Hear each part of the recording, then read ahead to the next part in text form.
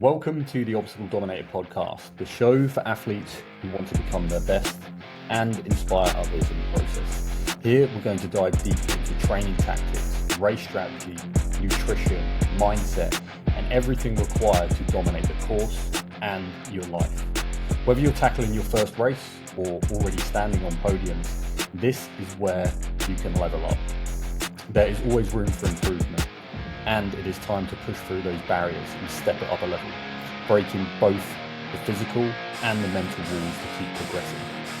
I'm your host, Matt Roberts, OCR athlete, coach, and guide to those committed to becoming healthier, happier, stronger, faster, to maximize their human potential now and always.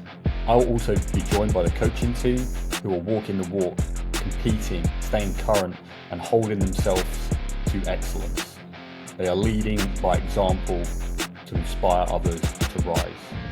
We also bring on guest speakers who share real stories, real lessons, and proven methods that deliver results in performance, health, and mindset. Let us begin. Yeah, excellent. It's been a good day. It really has. And been busy. But building lots of stuff, and actually recorded another podcast with Jimmy earlier today as well. So I'll get that out at some point, which I'm excited to release. So yeah, how's things on your end? Yeah, good. Enjoying getting back into training now after the 2-3 weeks off. I was cracking up a bit mentally, so I'm 2 weeks is plenty for me. So even assessment week, I was only too happy to be getting back to moving. So and then well, like I said, where I went abroad to Italy for a week. Everyone literally lives in their car. So yeah, it was a culture clash. Well, yeah, I know.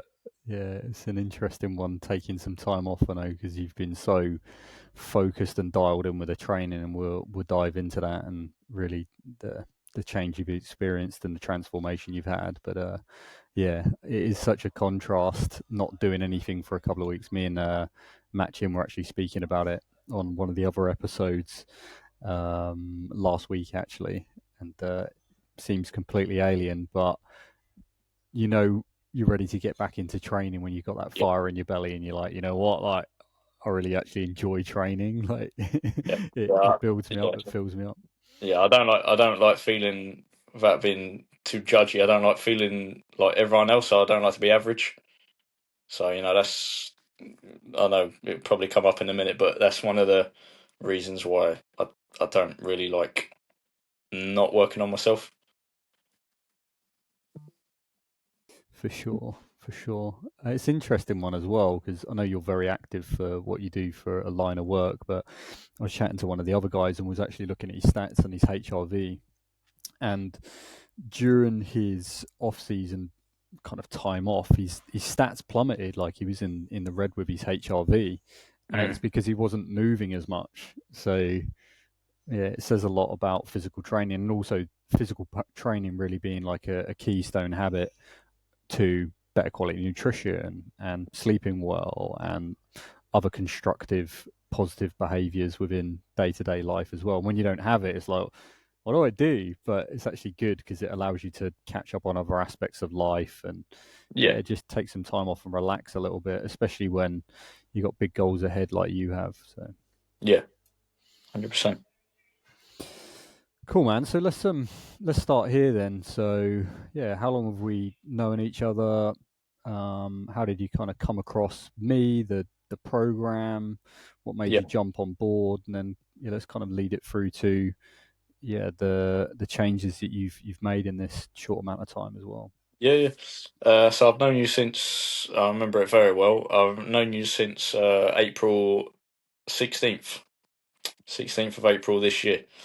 Um, we was on the phone when I was going through quite a lot, literally on that very day as well. And I'm only too grateful that you helped me through what was going on at that time. Funny enough, and then I've known about this coaching, this programming, on and off for the last, I say, year and a half, roughly. And it was sort of, I don't know. It was I first heard about at a time when I wasn't thinking about it, taking it up as a sport seriously. So it was always in the back of my mind. And then the more I was doing more races, the more I was enjoying them, and the more at one point I come out of a certain other coaching that was doing me really good and made loads of mindset and lifestyle changes, and which really helped me. But eventually, when I come out of it, and then I done another few races outside of that coaching, and that's when I wanted a different type of coaching to what I was having training wise, and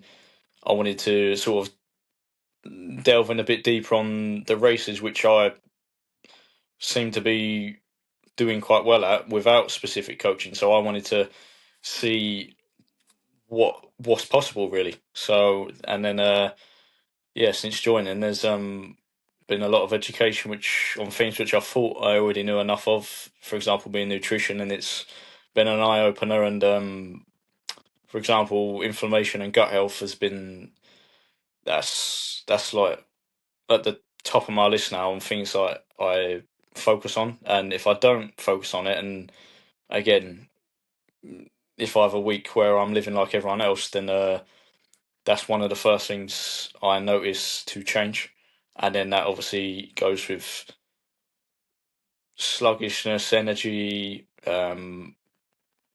yeah, just things aren't good. Brain health as well. So yeah, so inflammation and gut health is one of the main things I'm looking at, and then also education on recovery, which the other program in which I was on, the other coaching like a few year back, there wasn't enough spoke about recovery. There wasn't. It was all about pushing yourself as hard as you could on every single session, and it was not thinking of the long term health. So that's obviously the older I'm getting, I'm okay, but the older I'm getting, I'm trying to make the smart strategies, the smart moves now, so I'm not paying for it 10, 20 years from now.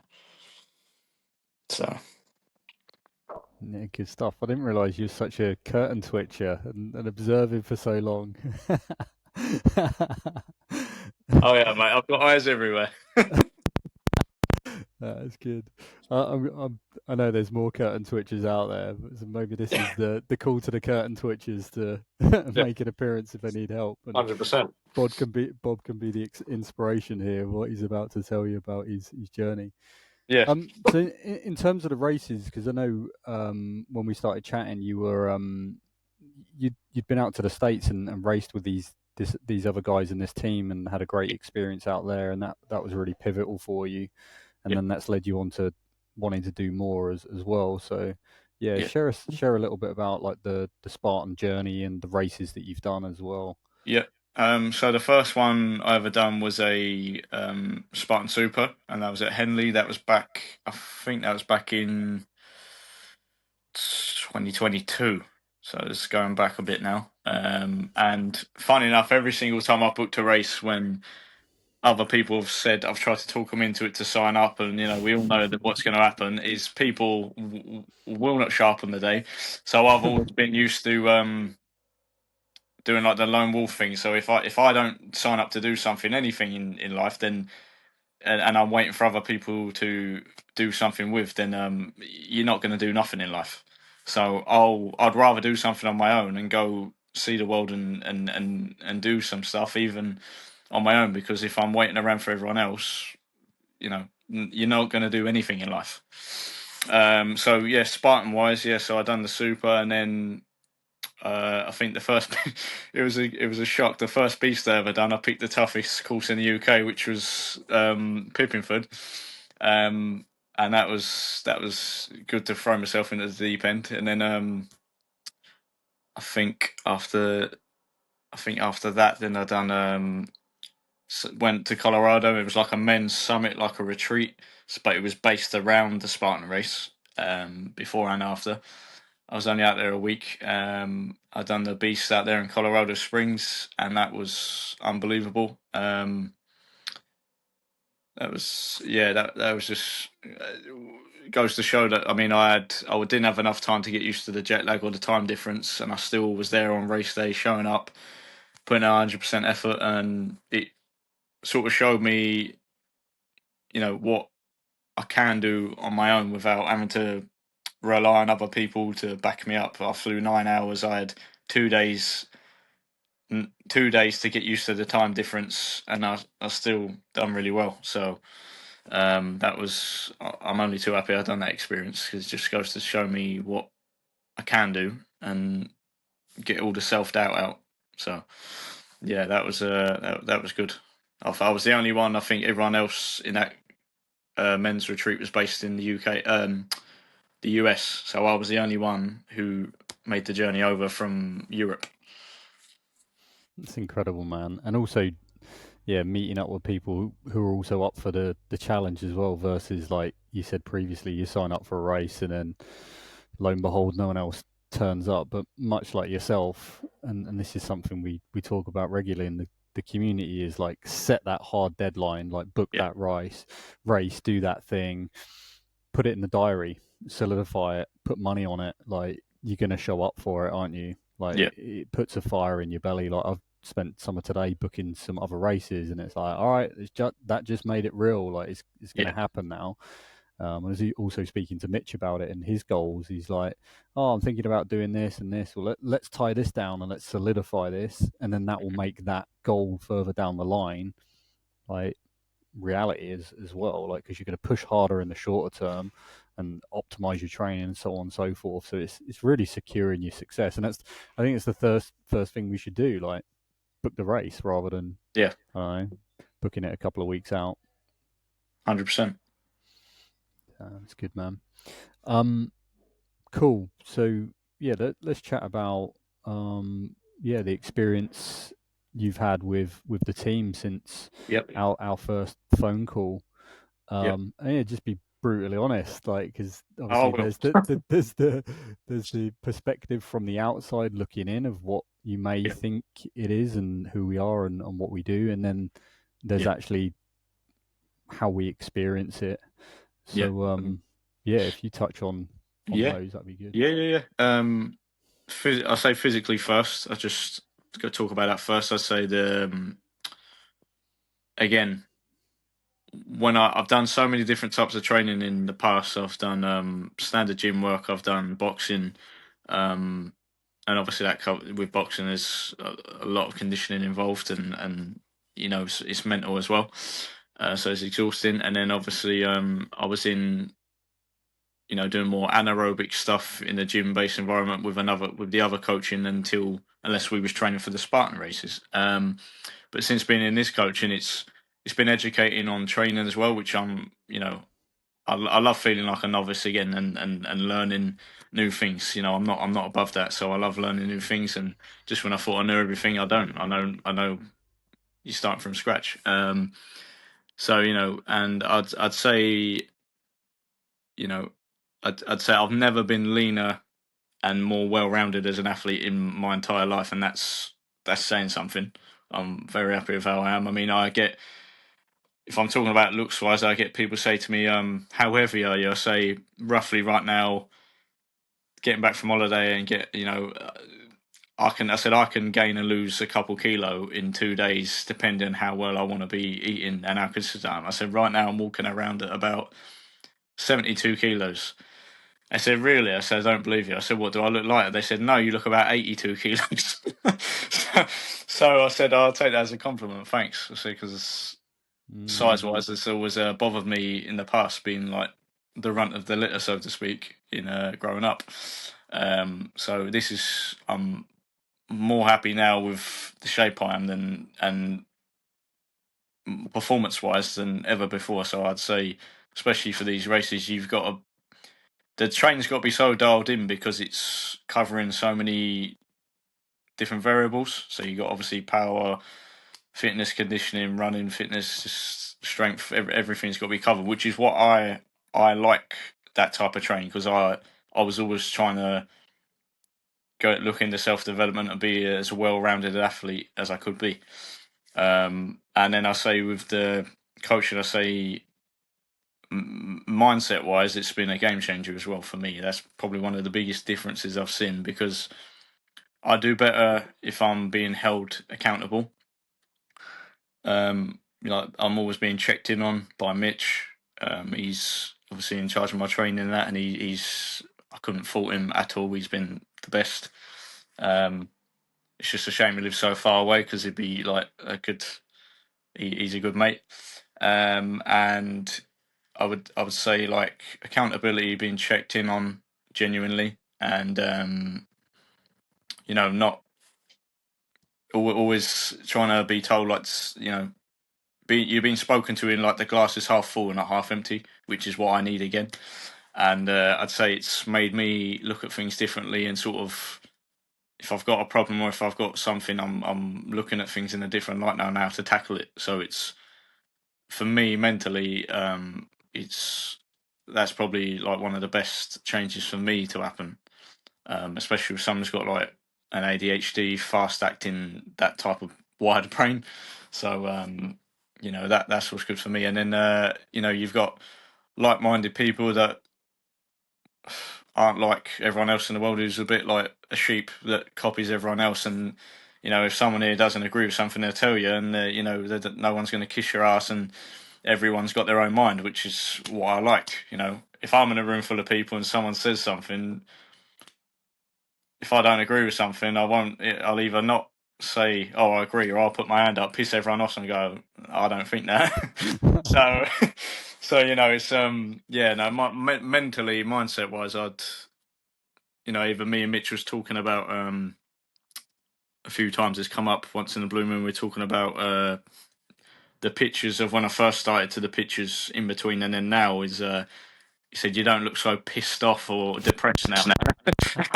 I said, "Well, I said, for a fact I had a hell of a lot, especially at that time going on." I said, "But yeah, no, I know what you mean." He said, "Your face even looks healthier." He said, "You look happier and everything seems different, like it's been upgraded." I said, "No, 100%." So yeah, I'd say another thing. It's made me realise not to be uncomfortable with how I am, be more secure in myself as who I am as a person, um, and just realise like there's nothing wrong with how you are, and you don't have to try and change yourself to be like the rest of the world. So I'd say that as well. It's powerful, man.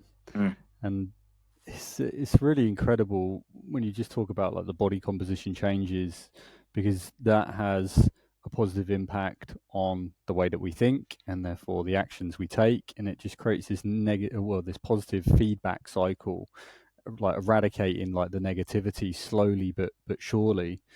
And it's really fascinating.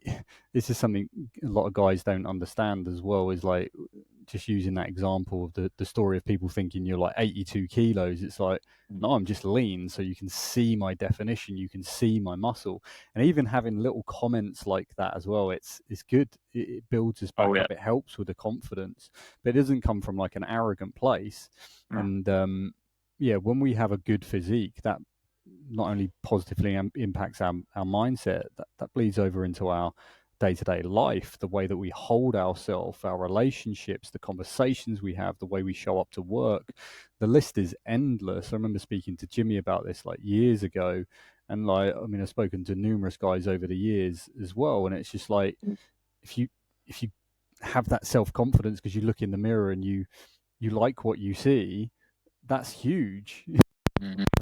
Appreciation and self-love, and then you can just continue to build on that. So yeah, it's really Yeah. really good to hear. I'd say one more thing to add to it as well, just popped into my head, is discipline. I've always been a disciplined person with my training, and if I commit to something, I'm committed, especially if it's going to help me get on in life. But I would say because the training is some of them are really intense sessions, and there's some where you really have to, you can't be overthinking, just got to get on with it and get it done for the day. It, I think over time, without me realizing it, I think my discipline's been built so strong more than it ever has, and that's saying something, because you can imagine in the past with training with boxing, it takes a hell of a lot of discipline, and to the point where there'll be days where you don't want to show up and you have to, even if it means you're getting your head punched in. So the thing is this how this training and coaching has gone is, I think over time, consistently without me realizing it, I think I've brought a discipline into my life, not just with training, but it's bled over into other parts of life as well. Mm, Similar to what you was just saying. yeah, yeah, it's super powerful just making these shifts. And yeah, I think it changes in terms of the discipline as well, rather than, let's say, with like martial arts, where we can often run ourselves into the ground or be run into the ground by the coaching, the program, whatever. Like, we're more wise to it as we're older, and smarter with the education as well. So it's like having the discipline. I remember talking about one of the sessions in particular. I think it was the VO2 max one. Yeah, it was the VO2 max one, where you're like absolutely slaying yourself on it. And I was like, Bob, this is not how we do this one. So it's having the discipline to like really, really move into the discomfort. But then Yeah, it's like, actually, no, where the discipline comes in is progressively increasing the intensity throughout the interval. So you're actually having to have the discipline to refrain from detonating, but actually that allows you to get more consecutively and get more out of the training session as well. yeah, So exactly. yeah, yeah, it's fascinating. Awesome, man. So yeah, let's talk about your year then. Obviously, we've just talked about like body composition changes. You've been Yeah, through, yeah, huge changes. I remember speaking to you at the 4 month mark, and you said like, you've never been in this physical shape yeah, in terms of like the way that you looked, and then also like the performance aspect this year. You've done incredibly well in Spartan. So yeah, if you can let the guys know how many races you've done, what went well, areas that you feel like you need to improve on next, and then yeah, really lead that into next year as well, yeah. and what the bigger picture goals are now. Yeah. So I think the first race I done this year, because obviously I joined this coaching in middle of April, so I wanted to give myself a lot of time to where I haven't done a race since the August before, like last year. So I wanted to sign up for a race with plenty of time to train, which I always like to be well prepared. So I signed up for the July Belvoir Castle Beast, and I really really tried hard for that. And then on the race day, that went really really well. So I was over the moon with how that went. It was a flat course, but a lot of people didn't tell me the hills when they was in it. They more than made up for the few amount of hills. The hills were literally like that, to the point where if you lost your balance and wasn't leaning forward, you was going backwards. So yeah, that was the only challenge. Other than that, I literally, you know, took the advice what all the coaches and yourself were telling me, and when you know it's sort of roughly the last 15 to 20 minutes, empty the tank and literally give it all. And it's funny how you can be tied up to that point, and then if you want to turn on the pedal, you you've got more than you think left in you. As a lot of people say, when you think you're tired, you're only 40%. Your body's only 40%. Tired. So literally, I gave it all. Was near enough sprinting. It was like I just started the race, and yeah, I was over the moon. So I emptied the tank on that, and I think I came literally finished 2 minutes before a Spartan ambassador, which was David Kelly. I didn't realise who he was when we was talking at the end, and he showed me how to find my race time on the phone. And we was talking that, and then I see him come up a few times on Instagram, and I was literally shocked at how well I'd done. Don't get me wrong, I literally had to dig to the bottom parts of my soul to get to where I did on that day. But yeah, I was over the moon. I know he was doing a trifecta weekend, but at the same time, that was his first day. That the Beast was his first race on that day, so I was still happy, and I completed every single obstacle, even the spear throw, which for me was amazing. And yeah, I dug really deep on that day. And with a lot of personal things that have been going on this year, that day meant quite a lot to me with the mindset and the physical, like everything that had gone into that day, building up to that day. It wasn't just a race for me. It meant quite a lot of turning things around from like the brink of not coming back to breathing basically to that day, which I was passing people left, right, and centre. Eventually, when I'd already got into the race, and I wasn't taking no for an answer. Basically, though, I was literally marking people in my sights who I knew was experienced, and I was eventually when I was overtaking them, the aim was not to see him again for the rest of the race, which I didn't. So I was over the moon with that. and then I done the nuts race in September with a good friend of mine. But and I see Simon there as well, who's in the community. That was really good to see someone again in the community. Done well that day. Um, Done 2 laps of their course, and that went well. It was more of an old school. I wouldn't say it was technical. It was more of an old school army type race, but it was still good to good to do as an experience. A lot of cold water involved, but it's still good to do. And then the other race I done this year was Pippinford, and I done my first ever trifecta weekend, which I was nervous about signing up for, but it's like you said, once you signed up for it, it's done, and you don't overthink it. Um, yeah, that went well. I woke up on the Sunday morning after having done the beast, and I pushed hard on the Saturday. And I was actually really surprised at the conditioning I was in. I didn't even sleep that well, and I woke up with barely any aches and pains. I was shocked. I think God was on my side that morning because I was shocked how well I just got up and got out of bed. Done the super on the Sunday morning. 1 o'clock, I done the sprint, and it was only after doing the beast and the super that when I got to the start line for the sprint was I like, I don't even want to do this one. I'm knackered. But it was like my heart was giving out. It was like an old man who's like giving everything in a 100-year life. And I looked at my family. They went, "You're right." I went, "I don't really want to do this one. I can't be bothered." But it was only because I knew that how good I would felt after having done all 3 races that I got through it, done it, and I still pushed hard on that as well. So for me, there's no other alternative. I either push hard or I don't do it. So that's it. Same as in boxing. I'll never throw in the towel. I'd rather get knocked out. Same as if I was on a Spartan race and one of the rigs knocked me out, I'd rather that than give up.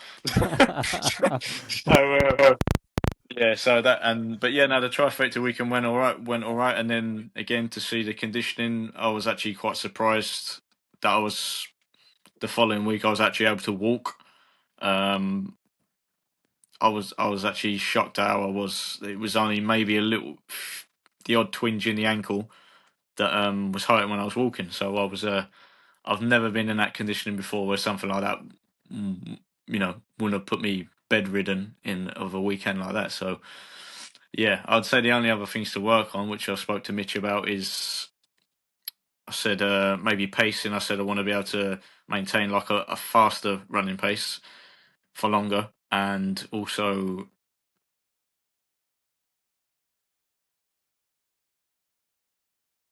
I can keep the I can keep that running pace without getting burnt out from the hills as well.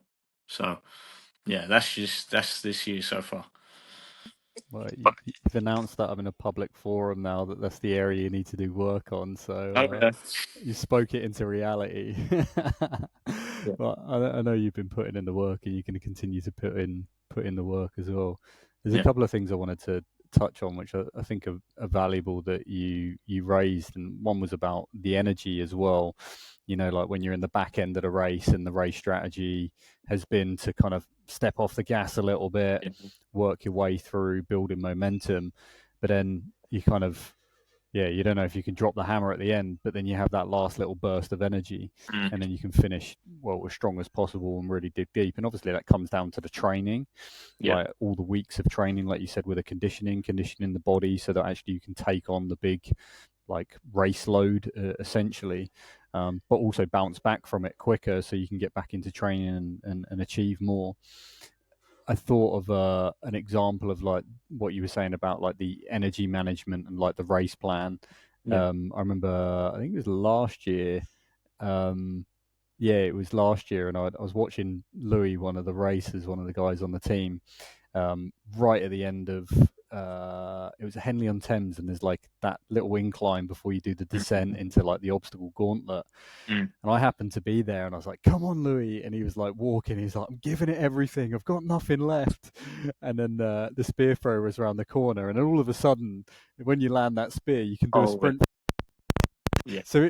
What this says is like you were saying, like we have that energy within us, but for some reason, like our body shuts that down so that yeah, we preserve that energy so we can do that sprint finish. And we talk a lot about like utilizing like gels or any other Mm. energy form specific to the individual frequently throughout the race, because what happens is if we're not feeding ourselves little and often, then that can lead to us feeling like we're energy depleted. Now part of that is going to be the pacing of how you actually do the race. Yeah, because me and Mitch were actually recording a podcast yesterday on pacing, so that would be a good one to listen to. But basically, if you manage the pacing, you shouldn't be blowing up at the end. If you think of like elite racers, they don't walk the last little bit. They're No. still going for it, but they're still going sub maximal. So even though they're going very fast and faster than the majority of people, they're still well within their limits and Mm. managing that. And then the other part of that is going to be the nutrition, because if you're constantly sending a signal to your body that yes, there's fuel that's readily available, I'm going to keep ingesting it, and also you've done the work in training so your metabolism can deal with a little bit of a deficit, and you're a bit more of a fat burner. Adding those carbs in keeps things tipped up, but then you hit the spear and you get a surge of energy anyway. So it's Yeah. like doing well and being efficient on the obstacles also assists with that. So yeah, it's really really fascinating how it all works. But yeah, if you ever feel like you're in a race and you haven't got enough energy, take some energy on board. Yeah. Yeah, like it will help. And I don't know if I've referenced the study that I read a few years ago, and it was actually to do with cyclists, and they done basically a cycle assessment to exhaustion, and I think it was like maybe 12 minutes long or something like that. Maybe it was a little bit less. But group one had glucose; they had like a meal before, and then the other team they had some, but not as much. And then what happened on the actual assessment was they gave one of the groups was allowed to actually ingest the glucose, and the other group was actually able to just swill the sugar Yeah. solution around the mouth and spit it out. Yeah. They both had the same performance increase during the time trial. However, Right. post event, the guys that actually consumed it had quicker recovery. So, point of sharing this is regardless of whether we consume it all in one go. So imagine having a whole gel or not, or just taking a little bit of it at a time, Yeah. or just sipping on something. That's sending a strong signal to the body that energy is available. It might not be on board right now, but it's available. Therefore, it's going to give you that performance enhancer rather than what a lot of athletes do is they just slam the whole gel or whatever because it's like, well, I need to take nutrition on, but my gut doesn't really handle that. And if you're slamming a gel every hour, it could actually be too much. You might not need it. So Yeah. yeah. Yeah. It's funny how mindset comes into everything, especially in races. And as silly as it sounds, this does, but it's still a valid point to say. I would say you have to enjoy these races as well.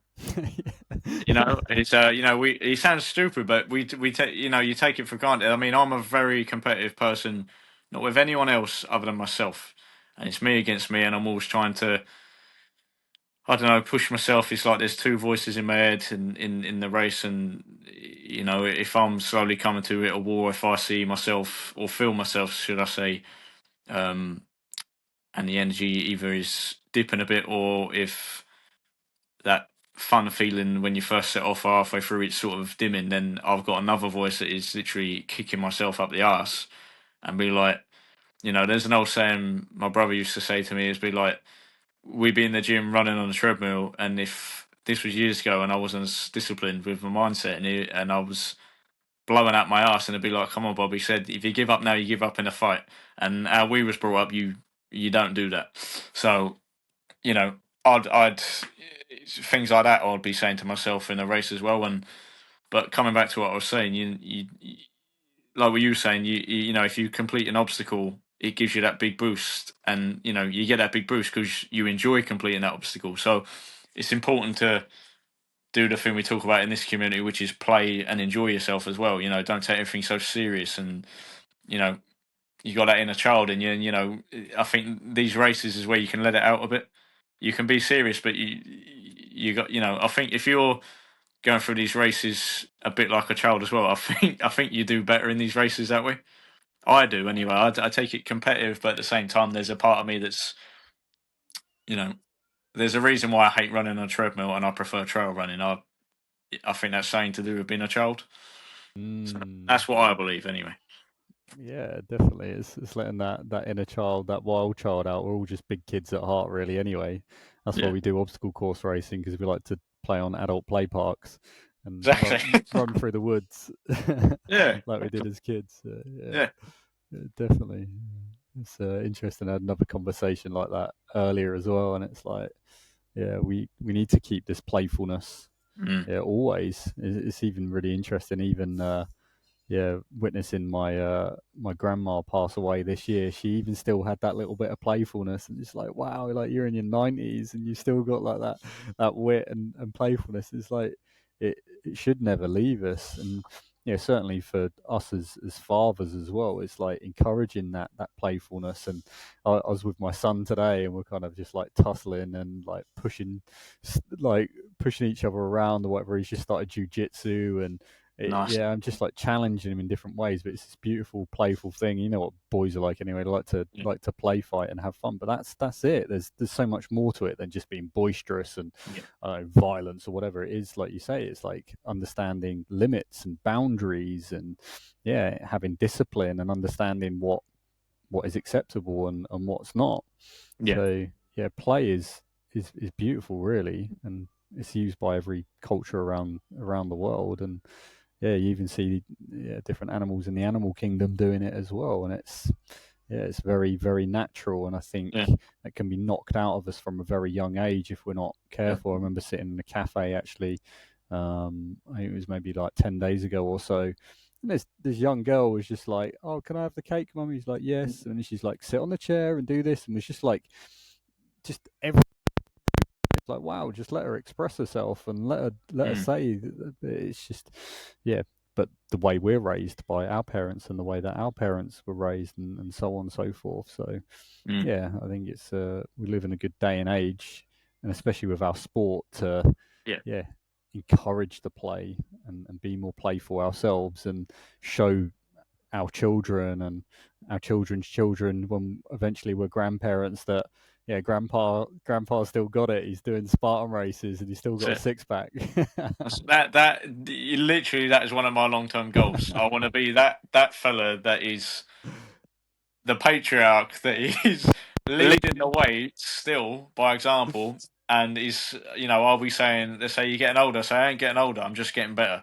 So I'm like a fine wine. So that is one of my goals. I mean, one of the reasons why I've I treat my training how I do in nutrition and mindset and discipline and everything is not just I don't want to be average, but I want to set the example. So whether I'm making a difference or not, you never know what seeds you're planting in people's minds to make them want to better themselves. So mm, and this is a day and age where comfort is all too easily available, and it's a very comfort driven world, and you know that is one of the reasons why you're going to find and not you're going to find it hard to find people to sign up for to do these races because you it's not about you're not in comfort zone that day. So you know, I do want to set the example and like people around me, you could say see my body or see my mindset and see the training I'm doing and weighing and tracking my food, which I've been doing for like a while already, but seeing all that, and I want people to see what is possible. You don't have to follow everyone else. What is possible, you know, a dad bod for a man in his 30s onwards, that is not the only thing available to have your body like, So, if my aim, in 20 years' time, if someone photoshopped my face out of it and someone looked at my body, I want people to go, oh, it must be a 30-year-old body. No, it's 50. So, you know? mm, mm. Yeah, it's really powerful, and there's no reason why we can't be Yeah. in great shape. And the thing that crossed my mind when you was talking there as well is often we can hold ourselves back or maybe not set as big a goals as we really should for ourselves, or there might be Mhm. fears or concerns or things that we're trying to navigate.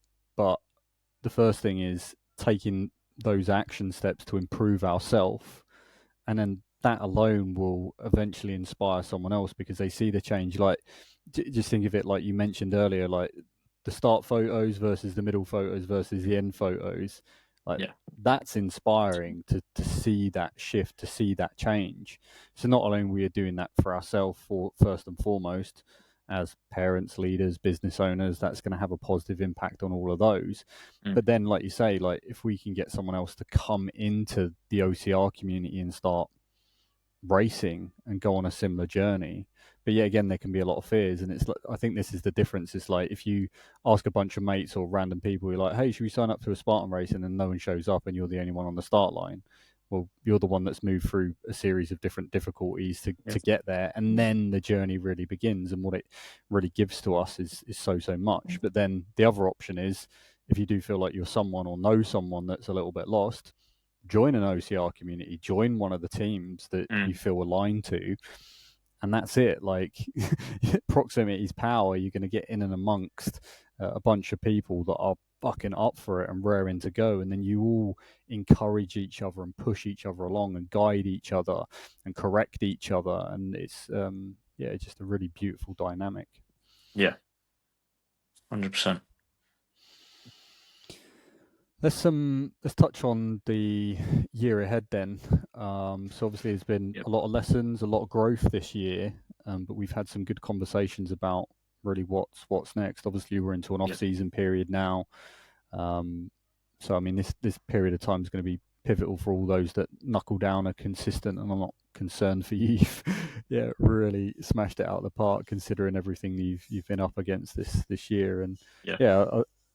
yeah, I want to kind of acknowledge you for that as well, Bob, as well, because yeah, you've had a tough time in numerous aspects, but here you are, like you're fucking even better than you were back then. So I think use that, like you said, with the discipline, and like you said with the example your brother gave you. If you kind of tap out now, if you kind of quit now, well, you do that in a fight, but Yeah. because of your life experiences, you've become more resilient, or in fact like anti-fragile. The difference is like resilience is kind of like you just keep taking knocks, but you don't really move forward and grow from it, whereas anti-fragility is you take a knock but then you stand back up and then you take a step forward. Mm. So this is it, it's like using the experiences as fuel and energy to Yeah. move us forward. So it's not like a bad stressor if we look at No. it that way. No. No, that reminds me because sometimes I don't know if I feel like I have thought this before when I'm in a race and it's sort of getting hard. I either tell myself this or I look back on it in the race when I think back on the race and what went well and what didn't. And I actually sometimes, as messed up as it feels, I feel a bit numb to the mental pain that is happening on the day. It could be, the hills. It could be, you know, blowing out your ass at a certain point, how they've done something with a rig at the top of hill and that. But because of certain things I've gone through, things on the race day are, I'm only too happy to put myself through that pain compared to certain things that I've gone through in my life. So I'm only like, oh, bring it on. What's around the corner on the next part of the course? So it it don't mean nothing. I know it's not going to hurt me. It doesn't. Like we just said then. When you feel like anything on race day can't hurt you, then because you've gone through things that are about 10 million times worse than what's going to happen on the race day. And if anything, I'm doing these things with a smile on my face. So, you know. And yeah, with what you were saying about next year, my aim is to get on podiums finally, even if it is just third place. I'll be over the moon with that because where I'm, I want to only compete in age group, no less. That is where I'll be pushing it, and obviously now where I've done quite a few of the UK courses, now I know what when I'm on the course, I know when to put the pedal down a bit and when to still ease into it because I'll have done that course and I'll know where they're putting the inclines and the rigs and that. For example, Pippinford, they put obstacle heavy right at the very end, so save a good bit of energy. So yeah, podiums and I don't know because on the trifecta weekend back in October, in October, I I was actually quite surprised at how good the distance of the super felt.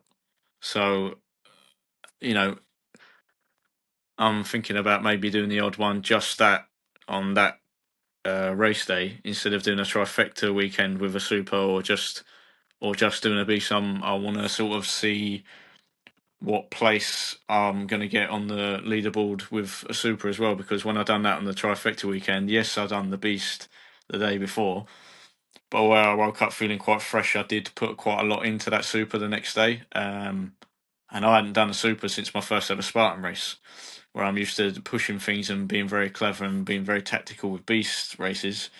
Done the super, and it yeah, I sort of shot through it like a flash. So I'm interested to do one, or even if it was just one next year. I want to see what it's like just doing that on that day without anything else that have drained me the day before, and I want to see sort of where my place and how competitive I can get with a super as well. So that's one of the aims. Another trifecta weekend. I'm thinking about it. I'm thinking about it at one point, but I'm not too sure how to organise my year of races just yet. I'm still thinking about it, so I'm not too sure. I don't know whether I know it's not very good strategy to be. You could be training for a sprint, and then 3 months later you'll be doing a beast. So your training is completely different to what you would have been doing. So yeah, I'm not too sure exactly what I'm going to be booking next year, but my aim is to be. Hopefully, we can all meet up in maybe March somewhere. That is one of the ones I want to do, and then I'll probably be doing 3 more Spartans next year. So I'm not going to be doing like what I thought I would do, and I'd be doing 2 abroad and 3 or 4 in the UK because it takes too much time away from training, which I don't like, and I'm not asking for injuries, so I'll probably do one abroad and 2 or 3 of the ones in the UK, and that's enough. Yeah, you nailed it. Yeah, and this is it. And I hope people listening to this listen to what you just said, because it's not about doing less races. It's actually about getting more out of the races that Yeah, you do, so you perform better. And like you can do both. Like you can have some fun races in there, but yeah, prioritize what you want to do. And like I really like what you said, rather than going right, I'm going to travel abroad X amount of times and I'm going to do UK ones. Logistically, it can be a lot of stress and trying to plan. And I mean, you're a business owner, so it's like taking time off work and then whatever else. It's just, it can be a lot to manage. But then also, it takes time out of training as well. So it's yeah, like the conversations me and Mitch were having today, we're talking about what I'm doing next year, and we'll talk more about that. And then what Mitch is doing. And it's like, we've just really optimized what we're doing. So the racing we do, we're geared up.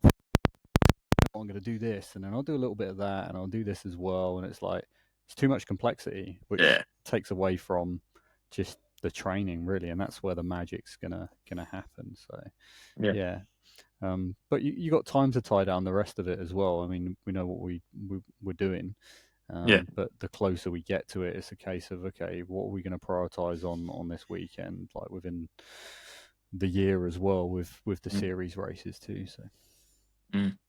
Yeah, I think it's a smarter move as well. If someone's considering some people have been, doing this sport for the last 20, 15, 20 years, where I am quite early in on my journey with it, I think it's a bit silly jumping to doing too many things abroad and world championship stuff abroad and that when you haven't really conquered the UK stuff, the UK races yet. So, my aim next year is to definitely get some heads turning towards me for age group in the UK races. That's what I want to do. I sort of want to not be an unknown anymore. Prideful as it sounds, I do pride myself on being a humble man, but that didn't sound humble at all. Then, but that my way of thinking is I'm putting a lot of bloody hard work into this and in myself, and I want to I want to be up on that podium. I wanted to actually start showing for something, and I know things take time, but I'm not someone who sort of likes to stay where I was the year before, and then there's been no progress on race day, like with placement. So Mm. that type of thing. I know, it can be over competitive with myself, but I'm just trying to turn that into a positive, really. And I think the positive is that you're being realistic with your goals and understanding it. It takes time to Yeah, progress, and you've made a huge amount of progress this year already. Imagine what the off season is going to do. Imagine where you're going to be this time next year, yeah, and all you really need to do is just keep showing up. And where's that going to put you 3 years from now?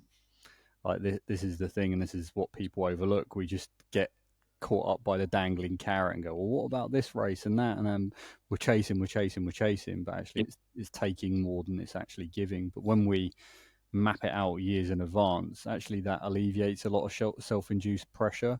I've yeah, just looked at a couple of my races for next year, and I was like, I set a really big goal for one that's not too far away. It's only about 5 months away. I was like, okay, let's just change that slightly so it's a little bit more achievable and not so much of a stretch. And already I feel like, oh yeah, I feel better about that. But then I've pushed the other goal, the A goal, to later on in the year. So it's like I still want to go and achieve it. I'm yeah, just taking the pressure and the stress out of the training. So, like we've been talking for a lot of the conversation, there's more enjoyment, there's more fun. I don't yeah, need to be so critical.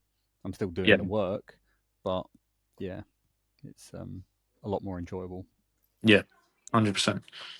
Um, I did want to add as well, if you didn't mind, is that in the races as well, I find it can be spiritual as well, to the point where you know when people say you'll see what you're made of on the day, and you'll see different sides of you that you didn't know about, and it's interesting, and you're learning about yourself as well. You know, as a born again Christian, my faith in Christ and feeling things around me as I'm on the race day, and I'm sort of getting that extra boost or power, whatever you want to call it, as I'm on race day. It's very interesting what you is being revealed to you about yourself on the race. So I think I've only realised it as I'm saying it. That's one of the other things I love about these races is I don't know you're getting things revealed to you about yourself that you know most of the world who have never done these races, they don't realise it until they do one of these races. That is why it's so addictive.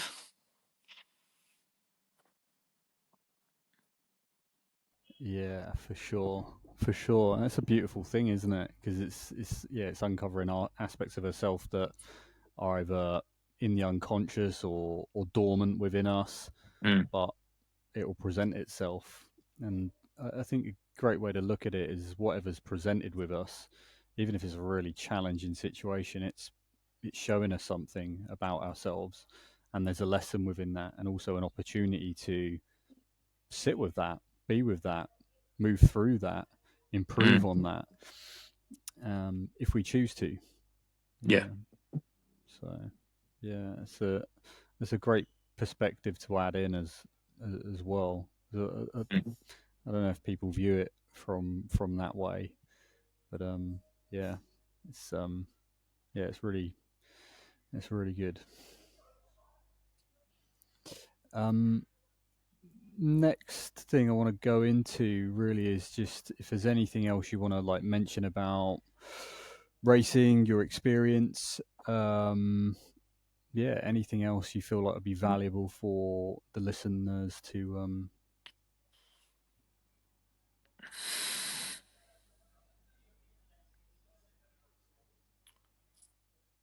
I'd say with coaches being checking in on you and accountability, I'd say how important that's been. And my point is to people listening in is if you're having things that is affecting your training for a racing or whatever you're training for, if something is in other parts of your life is affecting it, then don't keep it to yourself. Um, Especially for men, where it's a case of keeping things to yourself too much and having that stiff upper lip, and it's fine being a man with broad shoulders and bearing things, but we are human, and I don't believe God made us to be fighting battles alone. And when I'm being checked in on by yourself or Mitch, for example, it's made a world of difference by opening my mouth and actually being honest. So if something is affecting your training, and to the so much to the point where your coach is noticing that it's affecting your training, and something seems off to them, be honest, and you know share something, because that could stop you spiraling downwards and downwards, and before you know it, it's not the trainer that's the problem, it's your mental health. So I would say, yeah, just be honest, and look after your mental health as well as your physical. Mm. Especially as I'm not saying women don't go through things, far from it. I'm just saying I can only speak from a man's perspective who's gone through things. That is, I'm quite an old fashioned person, and even saying that, I'm still someone that's saying look after your mental health as well as your physical.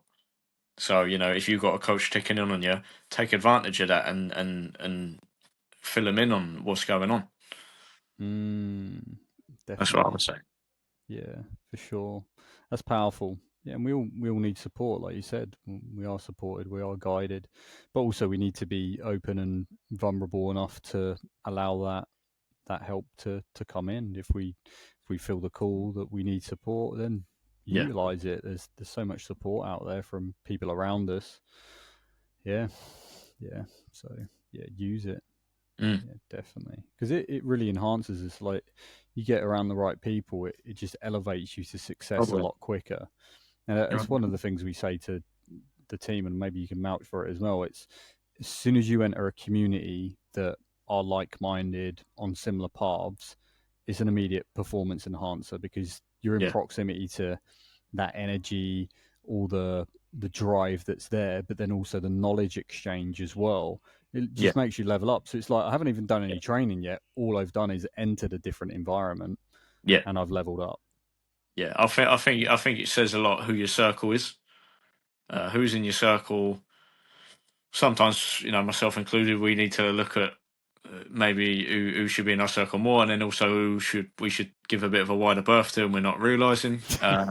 You know, I'm thinking in my head now in my own life, but some of the most successful people in the world say, "Show me your friends, and I'll show you your future." Or if you hang around with three of these types of people, for example, they say millionaires, you will be the fourth millionaire. Or if you're hanging around with three of the most elite racers, you will be the fourth eventually. So, yeah, who you're mixing with, yeah, it can either be the biggest downfall for you. It can, as you say, it can elevate you in life. Mm, yeah, definitely. Proximity is power. Yeah, Awesome, man. Well, yeah, you've done phenomenally this year. I'm very happy for you, man, and yeah, continue to be proud of yourself and your achievements. And we're just going to watch you go from strength to strength over the off season and through next year as well. So yeah, I'm excited to witness that and see more of your growth. no, thanks, man. I appreciate it. I appreciate all the help as well. With you've helped me with quite a lot of personal stuff as well, and I'm grateful for you, even if you're just listening. You're welcome, man. Yeah, you're welcome. Yeah, we're in this together, bro. Yeah, that's So, it. So let's keep moving forward. Let's keep yeah, dominating the obstacles, not just in life, but in competition as well, and see where that takes us. And definitely, that weight shared definitely makes it an easier load to carry for sure. So 100%. yeah, and thanks for everything you've shared on this episode as well. There's a lot of value here, and yeah, Yeah, like I'm sure Bob will be open to having conversation with anyone if you've related to anything that he said. Um, but yeah, just really yeah, I hope you've taken value from it. Is there anything final you want to say before we hop off, Bob? no, just more of what you said. Then, if anyone did want to know, ask me anything else, one to one, or is struggling with something that we've brought up, I'm only too happy to listen or give some advice as well. I might look young for my age, but I've had quite a lot of life experience, so I'm only too happy to even just being here to listen. So Yeah, thanks, man. All right, man. Well, have a good rest of your evening. Pleasure to chat, and we'll speak soon. Yeah, no worries. Thanks, mate. Take care. God bless. Cheers, Bob. Bye. See you later. That is it for today's episode of the Obstacle Dominator podcast. Thank you for listening. If you gained value from this episode or any others, all we simply ask is you share that with one other person. This one simple share could be the breakthrough that they need to get unstuck and start making progress again, and support more athletes to become healthier, happier, stronger, and faster human beings. If you feel called, please leave a review, tap the stars, give us a rating, head over to YouTube and subscribe, or just simply follow the show. These simple action steps go such a long way in helping us reach more athletes over time, and we'd love for you to be part of that. Proximity is power. If you are an athlete that's ready to take your performance up a level, then join us over on the OCR School. This is a community where you can surround yourself with the right people as you learn and as you rise. Learn from athletes who are not just talking the talk, but walking the walk, getting results, body and mind, everyone from first-time finishers to podium winners and champions. Until next time, keep training hard, keep living prepared, keep dominating the obstacles in life and in competition.